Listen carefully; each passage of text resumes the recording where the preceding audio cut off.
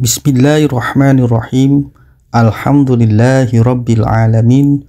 Allahumma shalli wa sallim ala sayyidina Muhammad wa ala ali sayyidina Muhammad. Sahabat kebaikan dimanapun berada, marilah kita belajar dari seorang Fajri, sosok tunarungu namun dikenal sangat-sangat taat kepada Allah. Kisah ini pernah saya tuliskan di salah satu blog nasional dan viral, dan mudah-mudahan ketika dibawakan melalui audio seperti ini juga memberikan manfaat bagi kita semua, khususnya sahabat kebaikan yang senantiasa merindukan bimbingan Allah, yang senantiasa merindukan hidayah Allah.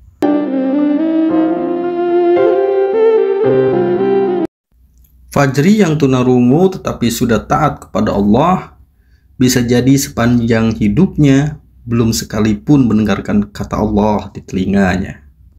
Mohon izin mengulangi sekali lagi, sahabat kebaikan, Fajri yang tunarungu tetapi sudah taat kepada Allah, bisa jadi sepanjang hidupnya belum sekalipun mendengarkan kata Allah di telinganya.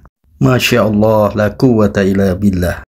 Bisa jadi karena Fajri adalah tunarungu, maka Fajri pun belum pernah mendengar kisah-kisah teladan Rasulullah sedikit pun dalam hidupnya. Sering kita berpikir dimulai dari mendengar sesuatu dulu, kemudian mencerna apa yang didengar, barulah turun hidayah. Benarkah sahabat? Lalu bagaimana dengan mereka, sahabat-sahabat kita yang sudah terlanjur menikmati ketaatan kepada Allah dan menikmati kenikmatan bertaubat, padahal dirinya sedang berada di tengah ujian menjadi tunarungu yang tidak bisa mendengar apapun. Inilah maha adilnya Allah. Allah maha kuasa, makhluk tak kuasa. Sungguh hanya Allah yang kuasa, manusia tidak memiliki sedikit pun untuk berupaya apapun tanpa izin Allah. Fajri yang tunarungu dan juga siapapun kita manusia, hakikatnya jauh dari kata ber atau me dan me. Hakikatnya kita manusia adalah di dan di. Untuk memahami sesuatu, kita harus belajar. Hanya saja bukanlah karena kita berajar atau belajar lalu kita memahami atau lalu kita pintar. Kepahaman atas sesuatu atau kepintaran adalah sesuatu yang diberikan Allah, diberikan Allah, diberikan Allah. Tatkala kita sakit, sebaiknya kita berobat. Hanya saja bukanlah karena kita berobat lalu sembuh. Kesembuhan adalah sesuatu yang diperoleh dari Allah. Sahabat kebaikan, kemudian untuk meraih ridho Allah, kita harus bertaubat. Hanya saja bukanlah karena kita bertaubat, lalu kita beriman, lalu kita bisa meraih ridho Allah. Kasih sayang Allah lah yang dikucurkan untuk kita lah yang membuat kita terjaga, yang membuat kita dijauhkan dari berbuat maksiat. Indahnya hidayah Allah Ta'ala bisa untuk siapa saja. Jika seorang Fajri yang tunarungu saja bisa, insya Allah kita juga bisa mendapatkan hidayah Allah. Yang profesor bisa jadi hamba Allah yang taat, begitu juga mereka yang buta huruf sekalipun. Yang normal fisiknya bisa jadi hamba Allah yang taat, begitu juga mereka yang Allah uji dengan kondisi buta atau tuli atau lainnya.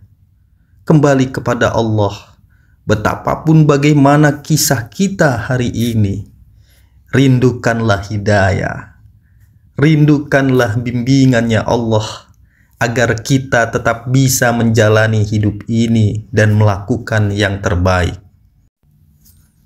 Jika Fajri yang tidak pernah mendengarkan kisah teladan Rasulullah SAW bisa begitu mencintai Rasulullah, kiranya kita yang bisa diberikan Allah kesempatan mendengar dan bisa kita mampukan diri kita memperbanyak mendengarkan kisah-kisah teladan Rasulullah, seharusnya keyakinan kita, kecintaan kita kepada Rasulullah senantiasa bisa minimal seperti Fajri, bahkan melebihi cintanya Fajri kepada Rasulullah Shallallahu Alaihi Wasallam.